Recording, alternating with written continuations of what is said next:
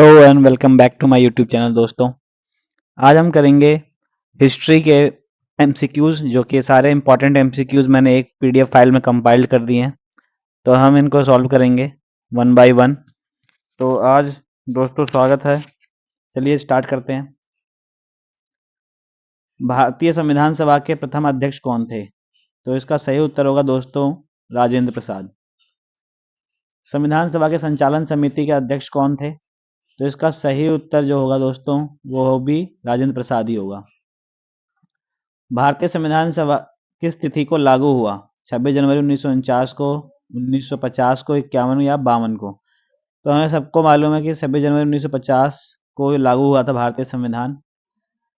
भारतीय संविधान का गठन कैबिनेट मिशन के अंतर्गत किस वर्ष हुआ था दोस्तों? तो कैबिनेट वर्ष मिशन जो है वर्ष 1946 के तहत आया था। संविधान सभा में उद्देश्य प्रस्ताव पेश किया गया था। तो दोस्तों हमें सबको मालूम है जवाहरलाल नेहरू जी ने उद्देश्य प्रस्ताव जो है वो पेश किया था संविधान सभा में। संविधान सभा का गठन किस योजना के तहत किया गया था?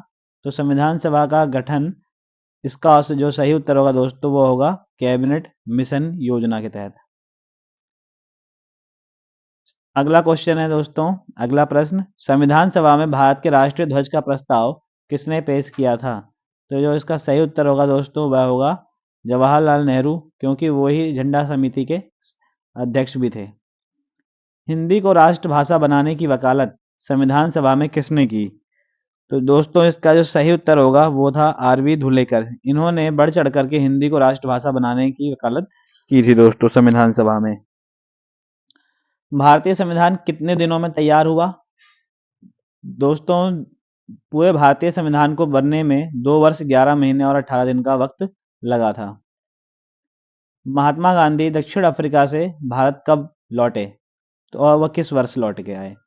तो वह वर्ष था 1915। महात्मा गांधी ने पहला सत्याग्रह कब और कहाँ पे स्टार्ट किया? तो दोस्तों हम सबको मालूम है गांधी जी दक्षिण अफ्रीका से लौटने के पश्चात चंपारण गए थे और उन्होंने चंपारण में वहाँ के नील के किसानों के लिए सत्याग्रह किया, जिसको हम चंपारण सत्याग्रह के नाम से जानते हैं।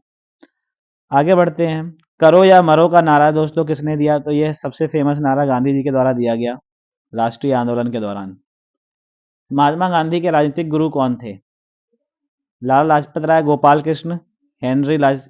तो इसका सही उत्तर होगा गोपाल कृष्ण गोखले। निम्नलिखित में से कौन सा आंदोलन दांडी मार्च से शुरू हुआ?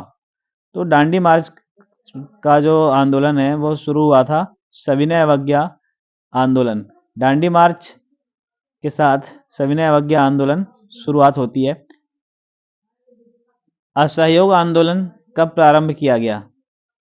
असहयोग आंदोलन तो वर्ष 1920 में असहयोग आंदोलन गांधी जी के द्वारा स्टार्ट किया गया। 1917 में चंपारण गांधी जी किसके अनुरोध पर गए थे? तो वह किसान राजकुमार शुक्ल के कहने पर गांधी जी चंपारण गए थे। सविनय अवज्ञा आंदोलन में गांधी जी ने नमक कानून तोड़ा, तो वह किस वर्ष किया था? 6 अप्रैल 1930 को नमक बना करके एक मुट्ठी उन्होंने नमक कानून को तोड़ा।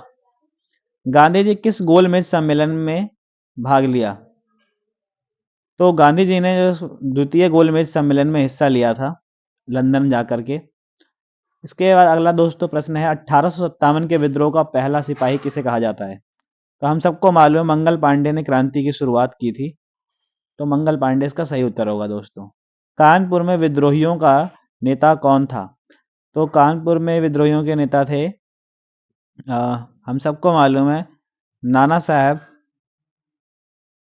अगला प्रश्न है, रानी लक्ष्मीबाई के पिता, यहाँ सीता लिख दिया दोस्तों, पिता कर लेना इसे इसे पिता के पास किसने कहा था कि यहाँ सोई हुई महिला विद्रोहियों में एकमात्र मर्द थी? तो इसका जो दोस्तों जो उत्तर होगा वह होगा हेनरी हेवलॉक, कैम्पबेल, हीरोज या डलहौजी? तो लॉर्ड डलहौजी। किस गवर्नर जनरल के समय में 1857 का विद्रोह हुआ? तो 1857 का विद्रोह लॉर्ड कैनिंग के वक्त हुआ था। बिहार में 1857 के विद्रोह के प्रमुख नेता कौन थे? तो बिहार के जमींदार वीर कुंवर सिंह जी थे। 1857 की क्रांति का प्रारंभ 10 मई को हुआ था। यह प्रश्न कई बार आया दोस्तों।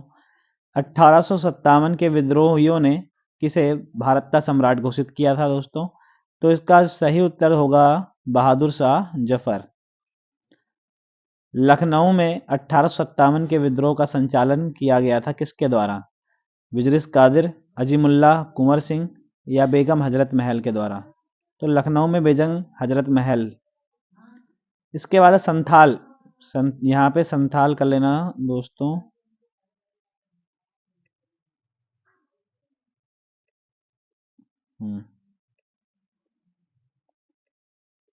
संथाल विद्रोह किस वर्ष हुआ था? तो संथाल विद्रोह दोस्तों 1832, 1841, 1851 और 1855। तो इसका दोस्तों 1855 कर लेना। बंगाल और बिहार में स्थायी बंदोबस्त शुरू करने का श्रेय किसे दिया जाता है? तो बंगाल में स्थायी बंदोबस्त शुरू करने का श्रेय लॉर्ड कॉर्नवालिस को दिया जाता है। स्थायी बंदोबस्त का जनक किसे कहा जाता है? लॉर्ड कॉर्नवालिस को कहा जाता है। स्थायी बंदोबस्त अथवा इस्तेमारी बंदोबस्त कब लागू किया गया था? 1793 में। रैयतवाड़ी व्यवस्था में भूमि का स्वामी कौन होता था? रैयतवाड़ी व्यवस्था में भूमि का स्वामी किसान खुद हुआ करता था दोस्तों। किस रिपोर्ट का संबंध ईस्ट इंडिया कंपनी के क्रियाकलापों से था दोस्तों? तो यह था 5वीं रिपोर्ट, जिसके ऊपर ब्रिटिश संसद के अंदर काफी हंगामा हुआ था दोस्तों। कृष्णदेव राय की रचना कौन सी थी? कृष्णदेव राय की रचना अमुक्त माल्यदा, कुमार संभव, देवी चंद्रगुप्तम, मुद्रा राक्षस। तो इसका जो सही उत्तर होगा अमुक्त माल्यदा होगा। गोपुरम का संबंध व्यापार से है, गाय से है, मंदिरों से है? तो गोपुरमों का संबंध मंदिर से है। गोपुरम मंदिर के प्रवेश द्वार होते थे। विजयनगर का महानतम शासक कौन था या किसे कहा जाता है? तो राजा कृष्णदेव राय को हम जानते हैं कि वह महानतम शासकों में से एक है। विजयनगर साम्राज्य की स्थापना किसने की थी दोस्तों? तो विजयनगर साम्राज्य की स्थापना हरिहर और एवं बुक्का ने की थी। बुक्का, हरिहर और बुक्का ने विजयनगर साम्राज्य की स्थापना की थी। कब? तो आप इसका सही उत्तर लिखेंगे 1136 ईस्वी में। हम्पी नगर किस साम्राज्य से संबंधित है? तो वह है हम्पी नगर विजयनगर साम्राज्य से। विजयनगर तथा बहमनी के बीच प्रायः किस क्षेत्र को लेकर के संघर्ष होता था? तो रायचूर दोआब क्षेत्र को लेकर के विजयनगर साम्राज्य और बहमनी साम्राज्य के बीच संघर्ष होता था। सर्वप्रथम विजयनगर की यात्रा पर आने वाला विदेशी यात्री कौन था दोस्तों? तो विजयनगर की यात्रा पर आने वाला सर्वप्रथम विदेशी यात्री Niccolo Conti, Abdul Razzaq, Domingo Paes या फार्नो नूनीज। तो हम सब इसका सही उत्तर देखेंगे। निकोलो कॉन्टी इटली का था, अब्दुल रजाक समरकंद का, डोमिंगो पेस या फार्नो नूनीज ये घोड़ों का व्यापारी था। तो इसका आप इसका उत्तर स्वयं करेंगे दोस्तों ढूंढ करके। हम्पी को यूनेस्को द्वारा विश्व पुरातत्व स्थल किस वर्ष घोषित किया गया था? तो आप इसका सही उत्तर बताएंगे। हम्पी का जो है वो 1986 में विश्व पुरातत्व स्थल घोषित किया गया। तालीकोटा अथवा राक्षसी तागड़ी युद्ध कब हुआ था? तो ये हुआ था 1565 में। ठीक है दोस्तों, इसी के साथ अब हम अगला पार्ट जो है नेक्स्ट वीडियो में करेंगे। तब तक के लिए धन्यवाद दोस्तों, बने रहिएगा। अंत तक देखने के लिए धन्यवाद दोस्तों।